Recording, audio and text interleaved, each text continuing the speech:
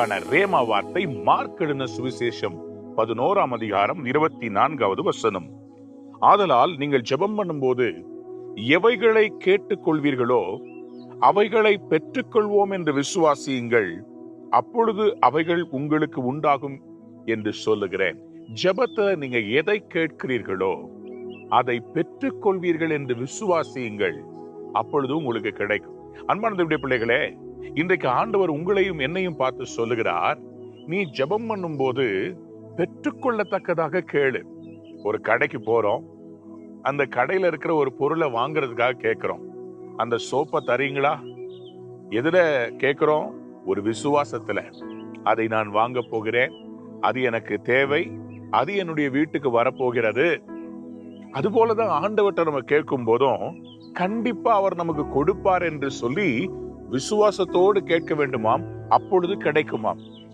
நிறைய பேரு இன்றைக்கு ஆண்டவரிடத்திலே கேட்கிறார்கள், ஆனால் பெற்றுக்கொள்வதில்லை. காரணம் என்னவென்றால் அவர்கள் கேட்கிறதிலே பெற்றுக்கொள்வோம் என்கிற விசுவாசம் இல்லை. எனக்கு அன்பானதுடைய பிள்ளையே, இன்றைக்கு நீங்கள் எதை கேட்கிறீர்களோ ஆண்டவர் அதை உங்களுக்கு தரப்போகிறார். இன்ஃபேக்ட் யோவான் எழுதின சுவிசேஷம் 14ஆம் அதிகாரம் 13ஆம் வசனத்துல ஆண்டவர் சொன்னாரு, என் நாமத்துல நீ எதை கேட்டாலும் நான் தருவேன்னு சொன்னார். அவருடைய பெயர்ல, உதாரணமா சொல்றேன், உங்களுக்கு சிஎம் அல்லது பிஎம் அல்லது கலெக்டர் தெரியும்னு வச்சுக்கோங்களேன். நீங்க போய் கேக்குறீங்க, ஐயா உங்களுடைய தொகுதியில உங்களுடைய இடத்துல நான் இருக்கிறேன், எனக்கு இந்த மாதிரி இந்த காரியம் தேவைன்னு சொல்லும் போது அவர்களுடைய பேர்ல நீங்க கேட்கறதுனால அவங்க என்ன பண்ணுவாங்க?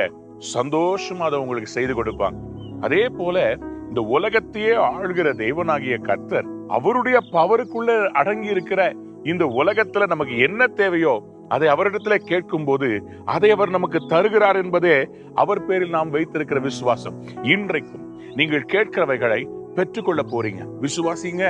அந்த வீட்டை கர்த்தர் உங்களுக்கு தருவார், அந்த வேலையை தருவார். குழந்தைக்காக கேட்கிறீங்கல்ல, அதை கண்டிப்பா கர்த்தர் தரப்போகிறார். ஆண்டவராகிய இயேசு கிறிஸ்து உங்கள் மேல் வைத்திருக்கிற அன்பு பெரியது.